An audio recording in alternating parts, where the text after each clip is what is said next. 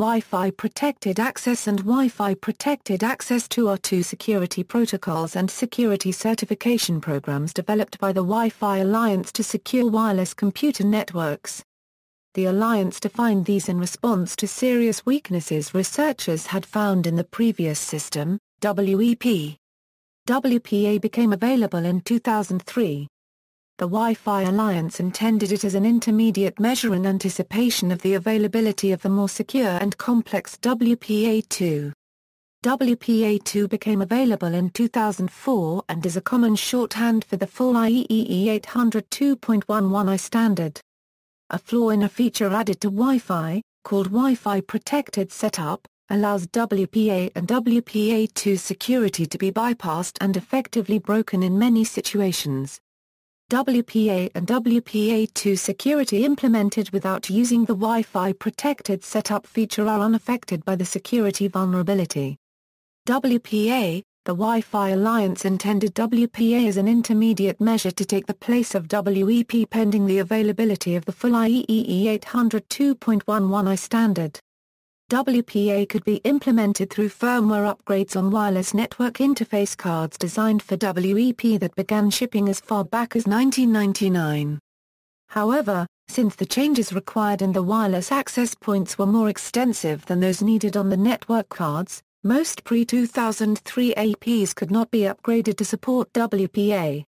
The WPA protocol implements much of the IEEE 802.11i standard. Specifically, the Temporal Key Integrity Protocol was adopted for WPA. WEP used a 40-bit or 104-bit encryption key that must be manually entered on wireless access points and devices and does not change.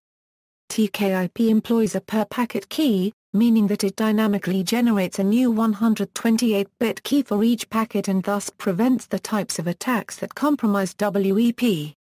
WPA also includes a message integrity check. This is designed to prevent an attacker from capturing, altering and/or resending data packets.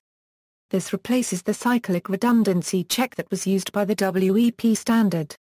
CRC's main flaw was that it did not provide a sufficiently strong data integrity guarantee for the packets it handled. Well-tested message authentication codes existed to solve these problems, but they required too much computation to be used on old network cards. WPA uses a message integrity check algorithm called Michael to verify the integrity of the packets. Michael is much stronger than a CRC, but not as strong as the algorithm used in WPA2. Researchers have since discovered a flaw in WPA that relied on older weaknesses in WEP and the limitations of Michael to retrieve the key stream from short packets to use for re-injection and spoofing.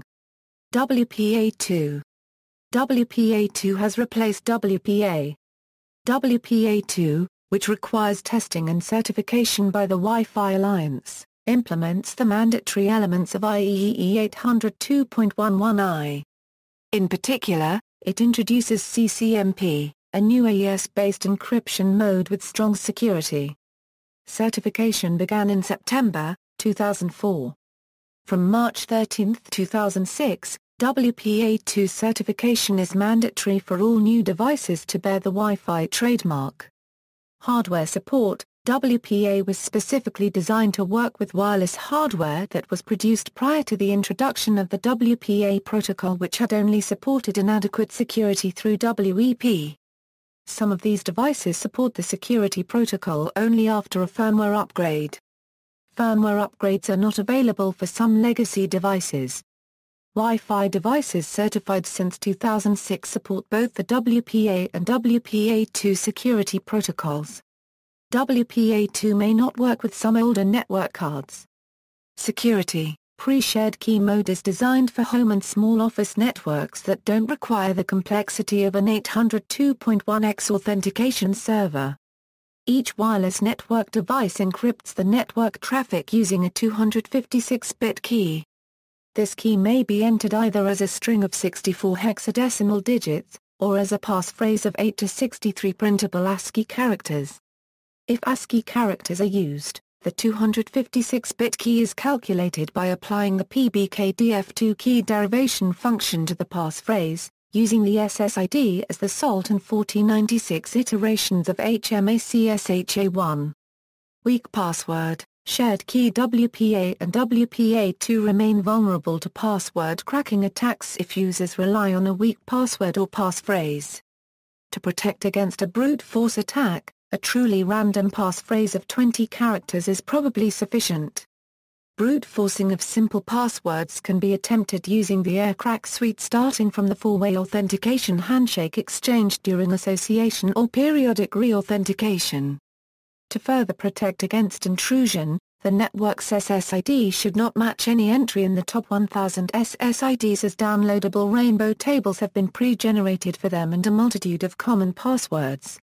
WPA short packet spoofing. In November 2008, Eric Hughes and Martin Beck, researchers at two German technical universities, uncovered a WPA weakness which relies on a previously known flaw in WEP that can be exploited only for the TKIP algorithm in WPA. The flaw can only decrypt short packets with mostly known contents, such as ARP messages. The attack requires quality of service to be enabled, which allows packet prioritization as defined. The flaw does not lead to recovery of a key, but only to recovery of a keystream that was used to encrypt a particular packet, and which can be reused as many as 7 times to inject arbitrary data of the same packet length to a wireless client. For example, this allows someone to inject faked ARP packets, making the victim send packets to the open internet. Two Japanese computer scientists, Toshiro Oigashi and Masakachi Moriya, further optimized the Hughes-Beck attack. They showed that, when using a man-in-the-middle position, the attack doesn't require quality of service to be enabled. In October 2009, Halvorsen with others made further progress, enabling attackers to inject larger malicious packets within approximately 18 minutes and 25 seconds.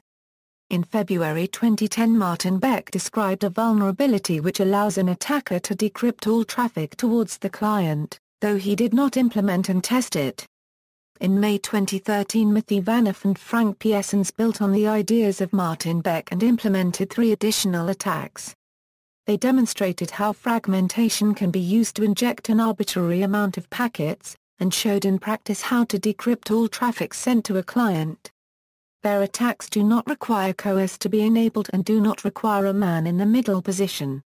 The authors say using a short rekeying interval can prevent some attacks but not all, and strongly recommend switching from TKIP to AES-based CCMP. The vulnerabilities of TKIP are significant in that WPA-TKIP had been held to be an extremely safe combination. Indeed, WPA-TKIP is still a configuration option upon a wide variety of wireless routing devices provided by many hardware vendors. Wps Pin Recovery. A more serious security flaw was revealed in December 2011 by Stefan Weber paragraph CK that affects wireless routers with a Wi-Fi protected setup feature, regardless of which encryption method they use. Most recent models have this feature and enable it by default. Many consumer Wi-Fi device manufacturers had taken steps to eliminate the potential of weak passphrase choices by promoting alternative methods of automatically generating and distributing strong keys when users add a new wireless adapter or appliance to a network. These methods include pushing buttons on the devices or entering an 8-digit PIN. The Wi-Fi Alliance standardized these methods as Wi-Fi protected setup. However, the PIN feature as widely implemented introduced a major new security flaw. The flaw allows a remote attacker to recover the WPS PIN and, with it, the router's WPA/WPA2 password in a few hours. Users have been urged to turn off the WPS feature, although this may not be possible on some router models. Also note that the PIN is written on a label on most Wi-Fi routers with WPS, and cannot be changed if compromised. MIS-CHAPv2. Several weaknesses have been found in MIS-CHAPv2, some of which severely reduce the complexity of brute force attacks, making them feasible with modern hardware. In 2012, the complexity of breaking MIS-CHAPv2 was reduced to that of breaking a single DES key, work by Moxie Marlin Spike and Marsh Ray. Moxie advised, enterprises who are depending on the mutual authentication properties of MIS CHAPv2 for connection to their WPA2 radius servers should immediately start migrating to something else. Hole 196. Hole 196 is a vulnerability in the WPA2 protocol that abuses the shared group temporal key. It can be used to conduct man-in-the-middle and denial-of-service attacks. However, it assumes that the attacker is already authenticated against access point and thus in possession of the GTK. Wpa terminology. Different WPA versions and protection mechanisms can be distinguished based on the version of WPA, the target end user, and the encryption protocol used. Version: WPA-A, initial WPA version, to supply enhanced security over the older WEP protocol. Typically uses the TKIP encryption protocol. WPA2A, also known as IEEE 802.11 I-2004, is the successor of WPA, adds support for CCMP which is intended to replace TKIP encryption protocol. Mandatory for Wi-Fi Euro-certified devices since 2006. Target users, WPA Personaler, also referred to as WPA PSK mode. It is designed for home and small office networks and doesn't require an authentication server. Each wireless network device authenticates with the access point using the same 256-bit key generated from a password or passphrase. WPA Enterprise, also referred to as WPA 802.1x mode, and sometimes just WPA. It is designed for enterprise networks and requires a radius authentication server. This requires a more complicated setup, but provides additional security. An extensible authentication protocol is used for authentication, which comes in different flavors. Note that the WPA Personal and WPA Enterprise modes are available with both WPA and WPA2. Wi-Fi Protected SHRP, an alternative authentication key distribution method intended to simplify and strengthen the process, but which, as widely implemented, creates a major security hole. Encryption Protocol, TKIP, the RC4 stream cipher is used with a 128-bit per packet key, meaning that it dynamically generates a new key for each packet. Used by WPA. CCMPA, an AES-based encryption mechanism that is stronger than TKIP. Used by WPA2. Among informal names are AES, and AES CCMP. According to the 802.11n specification, this encryption protocol must be used to achieve the fast 802.11n high bitrate schemes, though not all implementations enforce this. Otherwise, the data rate will not exceed 54 bits.